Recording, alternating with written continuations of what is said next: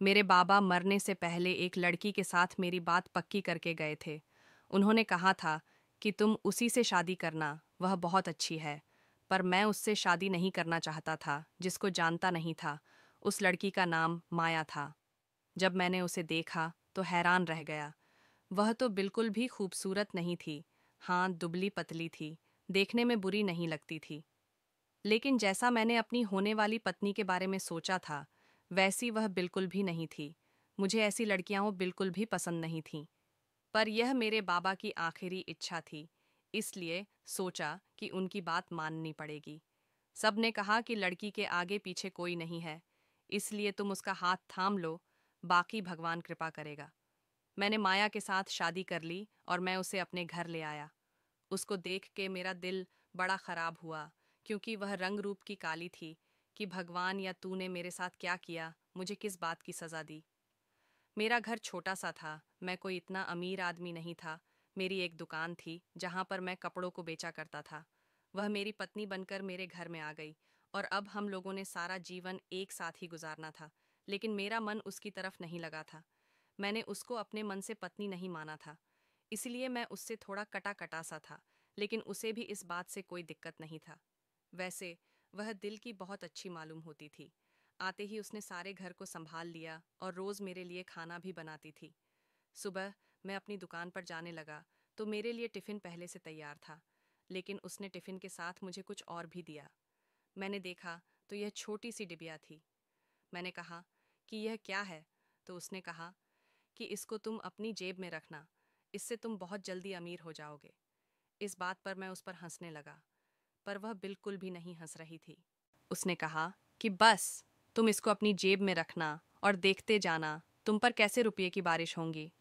मैंने उससे कहा कि यह क्या मजाक है, तो कहने लगी कि जब तुम पर रुपयों की बारिश होगी तब तुम्हें पता चलेगा कि यह मजाक नहीं है, और फिर हमें ज़रूरत भी है।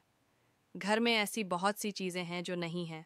मैं हाथ से कपड़े नहीं धो सकती, मशीन भी लेनी है और फ्रिज भी। दिल ही दिल में सोचने लगा कि यहाँ मेरे पास जहर खाने के पैसे नहीं हैं। और इसने आते ही इतनी बड़ी बड़ी चीज़ों के नाम ले लिए। पर मेरे पास उससे बहस करने का वक्त नहीं था, तो सोचा कि बस दुकान चलता हूँ, फिर देखता हूँ कैसे होती है पैसों की बारिश। मैंने वह डिब्बी अपनी जेब में तो रख ली, लेकिन अभी भी इस बात पर हंस रहा था कि मेरी पत्नी कैसी बातें कर रही थी। इस छोटी सी डिब्बी में ऐसा कौन सा चमत्कार था कि यह मुझे अमीर कर सकती थी। पर मैं यह सोच रहा था कि मेरी पत्नी को मेरे साथ यह मजाक करने की क्या ज़रूरत थी। क्या वह मेरा मजाक बना रही थी? अपनी दुकान में जाकर बैठ गया। आजकल ग्राहकों की बड़ी कमी थी, ज़्यादा ग्राहक नहीं आ रहे थे। पर आज सुबह से ही ग्राहक आने लगे। मैं हैरान हुआ कि आज तो बड़ी बात है। देखते ही देखते मेरी दुकान पर माल की सेल होने लगी, और आज इतनी ज़्यादा सेल हुई जितनी पिछले 3-4 महीने में नहीं हुई थी। कहीं यह सब उस डिबिया का कमाल तो नहीं था, जैसा मेरी पत्नी ने कहा था, इसको अपने पास रखना, तुम पर पैसों की बारिश हो जाएगी। वैसे हुआ तो कुछ ऐसा ही था, लेकिन यह तो संजोग भी हो सकता था, क्योंकि आजकल लगन का मौसम था और समझ लो कि शादी का मौसम चल रहा था। मैं घर आ गया तो मेरी पत्नी ने दरवाज़ा खोला, मुझसे मेरा बैग ले लिया और मुझे पानी का गिलास पिलाया। मुझे पता था कि यह मेरे साथ इतने अच्छे तरीके से क्यों व्यवहार कर रही थी, क्योंकि इसको पता था कि यह रंग रूप की खूबसूरत नहीं है, और अगर मेरे साथ अच्छे तरीके से नहीं रहेगी तो फिर मैं इसे अपनी ज़िंदगी में क्यों रखूँगा। पर मैंने उसे बताया कि आज मैं बहुत खुश हूँ, क्योंकि आज मेरा काम बहुत अच्छा हुआ था। लेकिन बीवी को देखकर दिल में कोई हलचल नहीं होती थी। वह सारे घर के काम कर लेती थी और खाना भी अच्छा बना देती थी। लेकिन वह बाथरूम में बहुत समय लगाती थी। एकदम बाथरूम में चली जाती तो ऐसा लगता था कि अंदर ही सो गई है। उसे आवाज़ देकर बुलाना पड़ता था। मुझे आज तक यह पता नहीं चल सका कि मेरे बाबा ने इस लड़की को कहाँ देखा था और मेरा रिश्ता इसके साथ क्यों करना चाहते थे, क्योंकि उसने कहा था कि मेरा इस दुनिया में कोई भी नहीं है। मैंने कहा कि फिर तुम कहाँ रहती थी? तो कहने लगी कि मैं अपने कुछ रिश्तेदारों के घर पर रहती थी। लेकिन अब मैं उनसे रिश्ता नहीं रख सकती हूँ, क्योंकि वो अच्छे लोग नहीं हैं। मैं हैरान हुआ कि जब उनके साथ रहती थी तब तो वो अच्छे थे, अब क्यों नहीं? खैर, हम दोनों एक ही घर में रहना था, तो फिर धीरे धीरे एक दूसरे के करीब तो आने लगे। लेकिन मुझे उससे प्यार नहीं था और शायद होना भी नहीं था। पर सोचा था कि मेरी जो भी पत्नी होगी मैं उससे प्यार करूँगा। मुझे लव मैरिज करने का शौक़ था, लेकिन हुआ नहीं। मेरी पत्नी माया जब से मेरी ज़िंदगी में आई थी, बस एक ही काम अच्छा हुआ था कि जब से मैंने उसकी दी हुई डिबिया अपनी जेब में रखने शुरू की थी, तब से ही रोज़ मेरी दुकान पर नए नए ग्राहक आने लगे थे और ज़्यादा ऑर्डर देते थे। मैं अपनी पत्नी से यह बात कहना तो नहीं चाहता था, लेकिन उसकी कही हुई बात सच हो रही थी। मैंने कहा कि उस डिब्बी के अंदर क्या रखती हो, तो उसने कहा कि आप नहीं पूछो और उसको खोलकर भी मत देखना, नहीं तो पैसे आने बंद हो जाएंगे। मैं हैरान हुआ और मैंने सोचा कि चलो अच्छा ही हुआ कि मैंने अभी तक उसे खोल कर नहीं देखा। जबकि एक दफ़ा मैंने सोचा था कि खोल के तो देखूं इसके अंदर है क्या।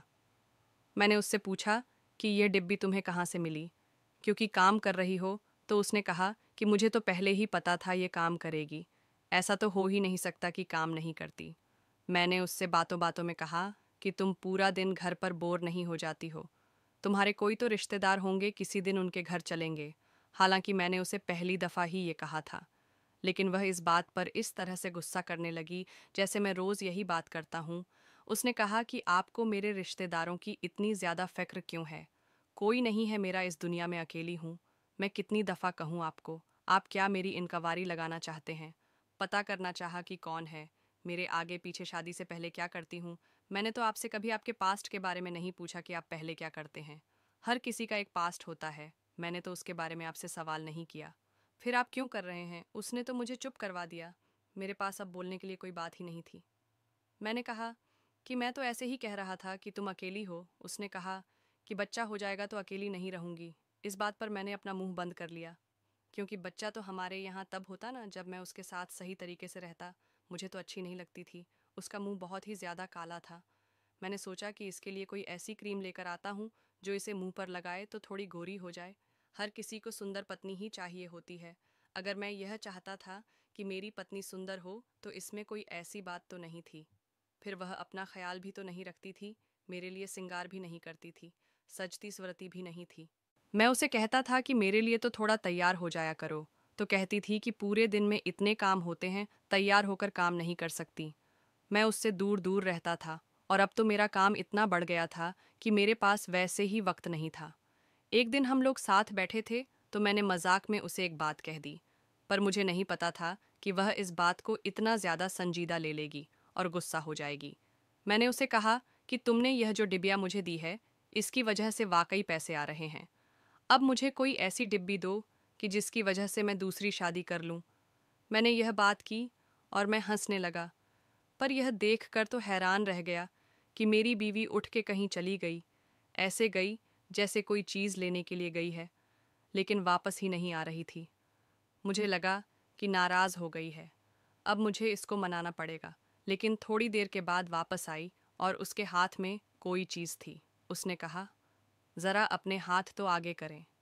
जब मैंने दोनों हाथ आगे किए तो उसने मेरे हाथ में भी कोई चीज़ रख दी और कहा, इसको भी अपनी जेब में रखना और खोलकर नहीं देखना, आपकी मनोकामना पूरी हो जाएगी। मैं हैरान रह गया यह देखकर, वह भी एक छोटी सी डिबिया थी। मैंने कहा, अरे मैं तो मजाक कर रहा था, तुम तो सचमुच ही संजीदा हो गई। उसने कहा, क्यों आपने दूसरी शादी करनी है? दूसरी शादी हमारे धर्म में नहीं है, लेकिन फिर भी ऐसे लोग हैं जो दूसरी शादी करते हैं। कानून के हिसाब से तो उनकी एक ही बीवी होती है, लेकिन रस्मों रिवाजों के हिसाब से दूसरी बीवी को भी अपने साथ रख सकते हैं। तो आप भी कोई दूसरी बीवी ले आना। मैंने कहा, अरे नहीं, मैं तो यूं ही कह रहा था, मैं ज़रा घबरा गया। तो उसने कहा, नहीं नहीं, आपको घबराने की ज़रूरत नहीं है। जो आपने कहा वह मैंने कर दिया। आप तो मेरे पति हैं, आपका सुख मेरे लिए पूजा के बराबर है।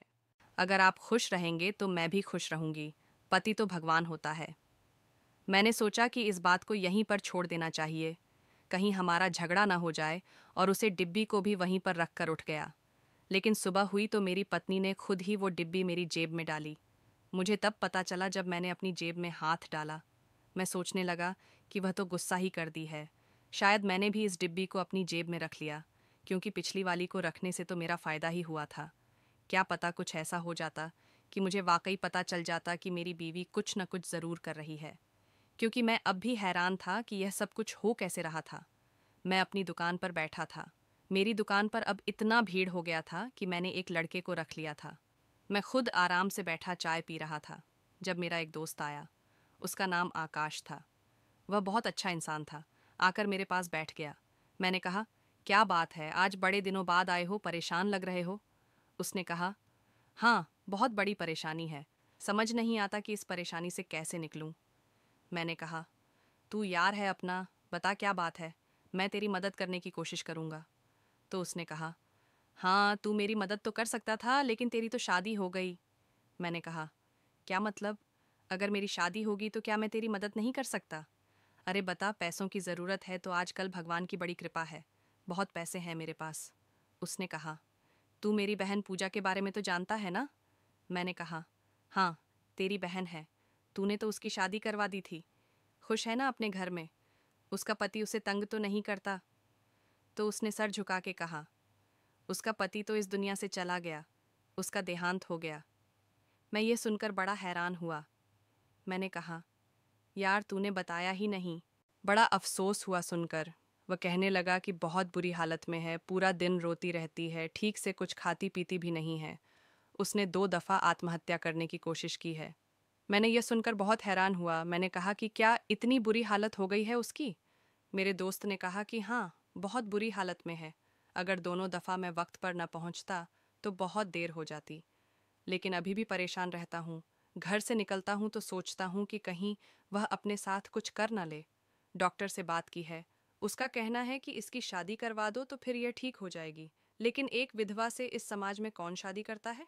मैं भी कुछ नहीं बोला क्योंकि बात तो ऐसी ही थी।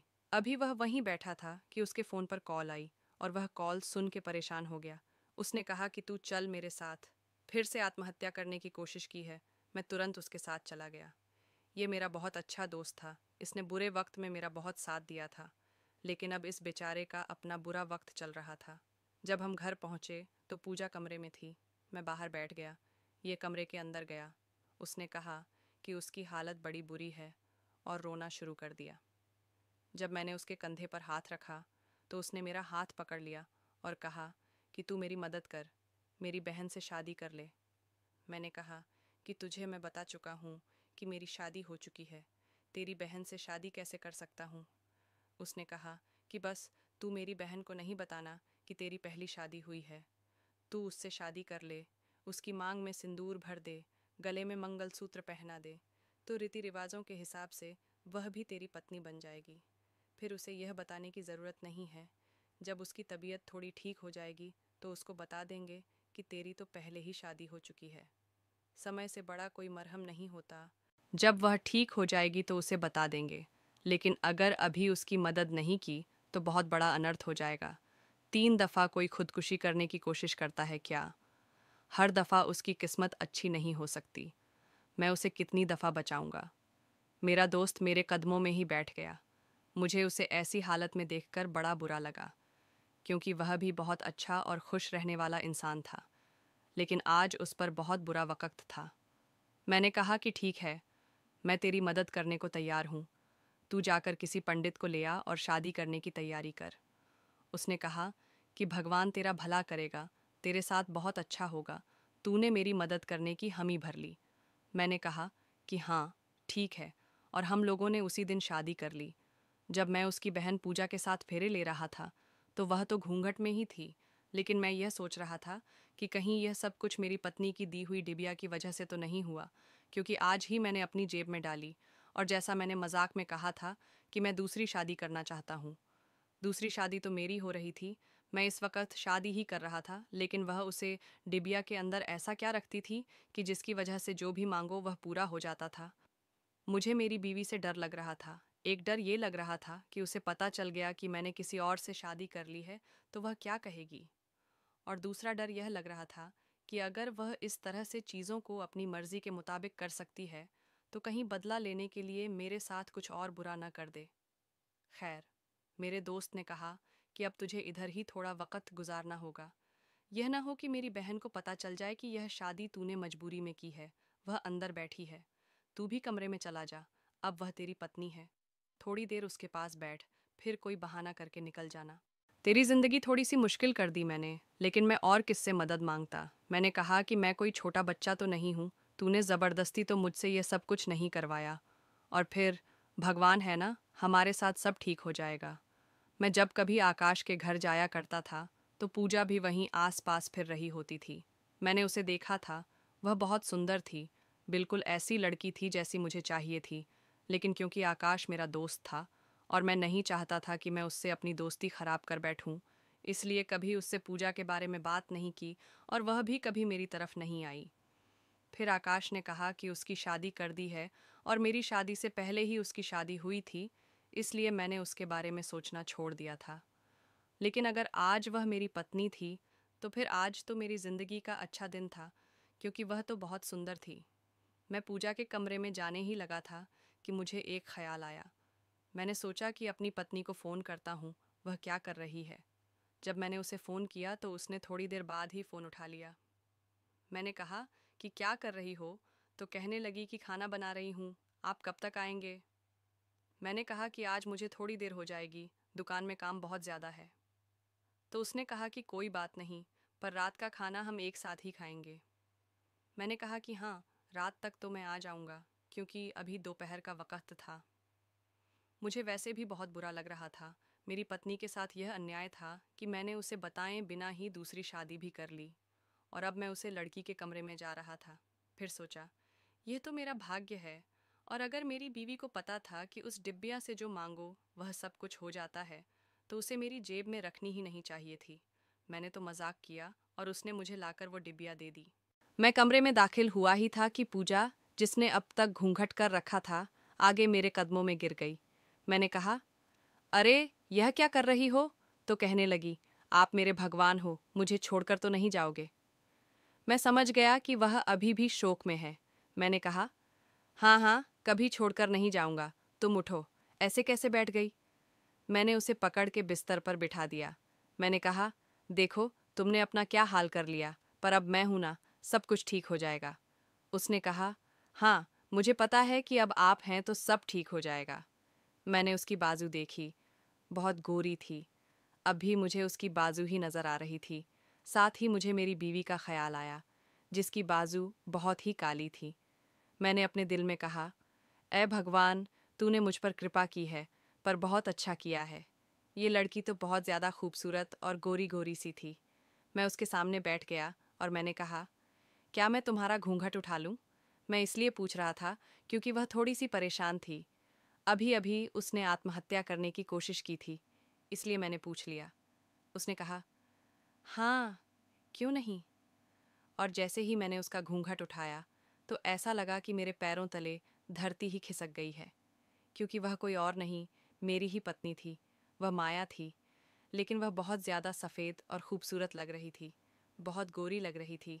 शायद उसने बहुत ज़्यादा मेकअप कर रखा था, पर मैं उसे देखकर बुरी तरह से हैरान रह गया और उछलकर पीछे ही हट गया। मैंने कहा, तुम यहाँ पर क्या कर रही हो? तो उसने कहा, आप क्या कर रहे हो यहाँ पर? एक पत्नी के होते हुए दूसरी शादी कर रहे हो? मैंने कहा, लेकिन यह तो पूजा पूजा है, ये बहुत बुरी हालत में थी। इसका भाई मेरी दुकान पर आया था और वह कह रहा था कि शादी कर लो, तो मैंने शादी कर ली। मैं ऐसे बोल रहा था जैसे कोई छोटा बच्चा गलती करके उल्टी सीधी बातें करता है, और मेरी बीवी मुझे ऐसी आंखों से देख रही थी जैसे अब वह मुझे कभी माफ नहीं करेगी। उसके बाद मेरी पत्नी ने एक ऐसा काम किया कि मैं हैरान रह गया। उसने करीब रखा एक गीला कपड़ा लेकर अपने मुंह पर मारना शुरू कर दिया। मुझे लगा कि उसका सारा मेकअप उतर जाएगा और वह अपना मेकअप उतारने के लिए ही ऐसा कर रही है, लेकिन मैं यह देखकर हैरान रह गया कि उसे चेहरे पर कोई भी मेकअप नहीं लगा। इसका मतलब कि मेरी बीवी सच में ही गोरी थी, लेकिन जब मेरे साथ रहती थी तो काली बन के क्यों रहती थी। फिर मुझे ख्याल आया कि वह बाथरूम में बहुत ज़्यादा वक़्त लगाती थी, और हम लोग जब भी करीब आते थे वह कमरे की लाइट बंद कर देती थी। वैसे भी हम लोग एक दूसरे के साथ इतना ज़्यादा घुले मिले हुए नहीं थे। थोड़ी देर के बाद मेरा दोस्त अंदर आया तो मैंने कहा, ये सब कुछ किया है तूने। तूने तो कहा था कि तेरी बहन बड़ी मुश्किल में है, और तूने मेरी शादी मेरी ही पत्नी से करवा दी और मुझे इतनी बड़ी मुश्किल में फंसा दिया। उसने कहा, तेरी पत्नी ने मुझे अच्छे पैसे दिए थे, इसलिए मैंने बात मान ली। जो मुझे कहा मैंने कर लिया, क्योंकि एक मुश्किल में तो मैं था ही कि मैंने किसी का कर्ज वापस करना था। लेकिन पूजा वाली बात बिल्कुल झूठ थी। वह अपने पति के साथ अपने ससुराल में बहुत सुखी जिंदगी गुजार रही है और बहुत खुश है। मेरा काम यहाँ पर ख़त्म हुआ, मैं चलता हूँ। मेरी बीवी वहाँ से चली गई और शायद घर चली गई। अब मुझे डर लग रहा था कि मैं घर जाऊँगा तो क्या होगा, लेकिन मेरे दिल में इतने ज़्यादा सवाल थे कि मुझे घर जाकर अपनी पत्नी से यह बात पूछनी थी कि उसने ये सब क्यों किया। मैं रात को घर आया तो मेरी पत्नी सामने ही बैठी थी। मैंने कहा, क्यों किया तुमने ये सब? मुझे क्यों ऐसे इम्तिहान में डाला? तुम मेरी परीक्षा लेना चाहती थी। उसने कहा, हाँ, मैं तुम्हारी परीक्षा लेना चाहती थी और तुम फेल हो गए हो। मैं कोई आम लड़की नहीं हूँ। तुम्हारे बाबा ने तुम्हारी शादी मुझसे क्यों करवाई? मेरे माता पिता कहाँ हैं? मेरे रिश्तेदार कहाँ हैं? और वह डिब्बी, उसका क्या चक्कर है? और फिर मैं खुद ही पूजा बनकर क्यों तुम्हारे सामने बैठ गई? मैं चौंक गया और सोचने लगा कि यह किस्म की इंसान है। मेरी पत्नी ने कहा कि वह एक बहुत ही बड़े अमीर आदमी की बेटी थी। उसका पिता बहुत ज़्यादा बीमार था और ख़ानदानी दौलत इतनी ज़्यादा थी कि संभालने वाला कोई नहीं था। उसके पिता ने मरते हुए मेरे पिता से रिश्ता तय कर दिया था कि आपके बेटे से हम अपनी बेटी की शादी करवा देंगे, क्योंकि मेरा बाप बहुत ईमानदार आदमी थे और पूरे मोहल्ले में मशहूर थे कि इनसे ज़्यादा ईमानदार आदमी कोई नहीं है। मेरे बाप ने तो कह दिया कि जो लड़का तुम्हारे लिए पसंद किया है वह बिल्कुल ठीक है, पर मुझे किसी ऐसे इंसान की ज़रूरत थी जो मेरे साथ कभी कोई धोखा ना करे, जो लालची ना हो और जिसके हाथों में हम करोड़ों का कारोबार सौंप सके। क्योंकि इससे पहले भी हमारे साथ धोखा हुआ था। मेरे बाप ने मेरी शादी एक लड़के के साथ तय कर दी थी, पर वह बहुत लालची था और मेरे दिल में यह बात बैठ गई थी कि बहुत ज़्यादा सोच समझकर मुझे अपनी ज़िंदगी का फ़ैसला करना होगा। मैं किसी भी इंसान पर ऐसे ही भरोसा नहीं कर सकती। और बात सिर्फ इतनी ही नहीं थी, एक तो मेरा इस दुनिया में कोई नहीं था और मैं बहुत ज़्यादा अमीर भी थी। मैं बहुत ज़्यादा खूबसूरत थी, मेरे पास बहुत ज़्यादा माल दौलत थी और मेरे सर पर भी कोई नहीं था। मैं इस समाज में अकेली थी। मुझे तुम्हारा इम्तिहान लेना था और तुम्हारा इम्तिहान लेने के लिए मैंने वह डिबिया वाला झूठ भी बोला और अपने रंग रूप को भी काला बनाकर रखा था कि तुम मेरे साथ जिस तरह से रहो वह तुम्हारा असली व्यवहार हो। ऐसा न हो कि तुम यह सोचकर मेरे साथ अच्छे तरीके से रहते कि इसके पास तो बहुत सारे पैसे हैं, ये तो बड़ी खूबसूरत है। लेकिन इस मामले में मैं यह ज़रूर कहना चाहूँगी कि तुम्हारा व्यवहार मेरे साथ बुरा नहीं था, अच्छा था। तुम मेरे साथ ठीक तरीके से रहते थे, लेकिन मैं तुम्हें पैसे देकर यह देखना चाहती थी कि तुम्हारे अंदर कितना लालच है, तुम कितने लालची हो। इसलिए मैंने जानबूझकर तुम्हारी दुकान पर अपनी कंपनी में काम करने वाले लोगों को भेजना शुरू कर दिया। उस दुकान से जाकर कपड़े लेने हैं और बहुत ज़्यादा सामान खरीदना है ताकि तुम्हारे पास बहुत सारे पैसे आ जाएं।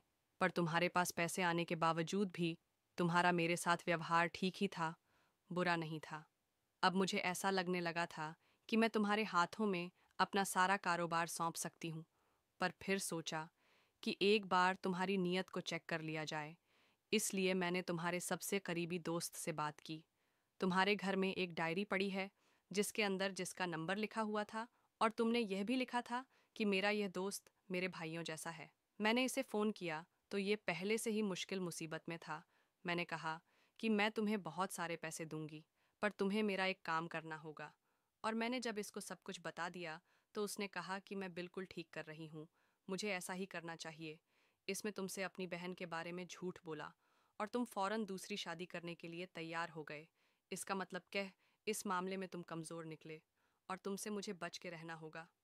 मैं यह सुनकर हैरान रह गया और मैंने अपनी पत्नी से कहा कि अगर तुम मुझे धोखेबाज समझती हो तो धोखा तो तुम भी मुझे दे रही थी, झूठ बोल रही थी मेरे साथ। देखो, मेरी जगह कोई भी होगा तो ऐसा ही करता। एक मर्द की अपनी नीयत होती है, उसे खूबसूरती अच्छी लगती है, सुंदर लड़कियां पसंद आती हैं। अब तुम ऐसा तो नहीं करो। और मैंने अगर शादी कर भी ली थी तो तुम्हें छोड़ने वाला तो नहीं था। और यह शादी कौन सी मैंने कानूनी तौर पर की थी? मैं तुम्हें कभी छोड़कर नहीं जाऊंगा। सुंदर लड़कियां किसको बुरी लगती हैं? पर मैंने तुम्हारे साथ कभी कोई बुरा रवैया नहीं रखा, कुछ बुरा नहीं किया। वह कहने लगी कि मुझसे दूर दूर तो रहते थे ना। मैंने कहा कि हाँ, मानता हूँ, पर अब तुम मुझे छोड़कर नहीं जाओ। देखो, क्या मैं तुम्हारे साथ बुरा था? क्या मैं इस परीक्षा में फेल हो गया हूँ? इस बात पर वह खामोश हो गई। उसने कहा कि नहीं, तो फेल नहीं हुए, क्योंकि ऐसे भी लोग हैं इस दुनिया में जो तुमसे भी ज्यादा बुरे हैं। पर मैं तुम्हें फिर बता रही हूँ कि जो मेरा काम है, जो कंपनी है, वह मेरे बाप दादा की मेहनत है। हम लोगों ने उस कारोबार के पीछे बहुत कुर्बानियाँ दी हैं, बहुत से लोगों को कुर्बान किया है। हम ऐसे ही किसी के हाथ में नहीं पकड़ा सकते और मैं अकेली सब कुछ संभाल नहीं सकती हूँ।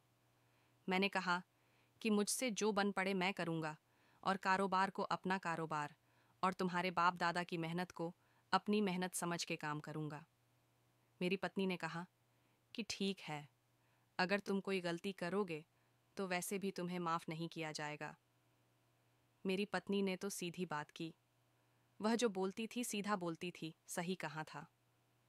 मेरी पत्नी तो कोई आम लड़की नहीं थी, वह तो इस शहर की बहुत ज़्यादा अमीर लड़की थी और बहुत बड़े ख़ानदान से थी। तभी तो जब मैं उससे पूछता था कि तुम्हारे ख़ानदान वाले कहाँ हैं, तो वह कहती थी कि मेरा कोई भी नहीं है, क्योंकि वह झूठ बोल रही थी। मैं तो इस बात पर अभी तक हैरान हूँ कि उसने मुझसे इतने सारे झूठ बोले, मुझसे इतना बड़ा इम्तिहान ले रही थी और मुझे पता ही नहीं था। इसके बाद मैंने अपनी दुकान बेच दी और घर भी बेच दिया और हम लोग एक बड़े से घर में रहने लगे और उसका सारा कारोबार में और वो मिलकर संभालने लगे। पर इस बात पर मैं सबसे ज़्यादा खुश था कि मेरी बीवी तो बड़ी खूबसूरत थी, अब वह भी मेरी तरफ बढ़ने लगी थी और हमारी ज़िंदगी बहुत अच्छी थी। हमें एक दूसरे से बहुत मोहब्बत भी करते थे। मुझे दुनिया की हर चीज़ मिल गई थी। मैं तो यह सोचकर अभी भी हैरान हो जाता हूँ कि अगर मैं उसके साथ कोई उल्टा सीधा काम कर देता या उसको कुछ बुरा कह देता तो वह मुझे आसमान से उठाकर ज़मीन पर फेंक देती। और वह ऐसा कर सकती थी, उसे रोकने वाला कोई नहीं था, लेकिन मेरी किस्मत अच्छी थी। आप लोग बताओ, आप लोगों को मेरी ज़िंदगी की कहानी सुनकर कैसा लगा? आप लोगों को क्या लगता है कि मेरी किस्मत अच्छी थी? यह सब कुछ मेरी अपनी वजह से हुआ, क्योंकि मेरी बीवी मुझे खूबसूरत तो नहीं लगती थी, लेकिन मैं फिर भी उसके साथ अच्छा ही था। मैंने कभी उस पर हाथ न उठाया, न ही कोई बुरी बात कही। शायद मुझे तभी तो इतना कुछ मिल गया, क्योंकि आज मुझे किसी चीज़ की कमी नहीं है और मेरी पत्नी भी मुझसे बहुत प्यार करती है। हम दोनों ऐसी ज़िंदगी गुजार रहे हैं जैसी हम दोनों ख्वाबों में भी नहीं सोची थीं।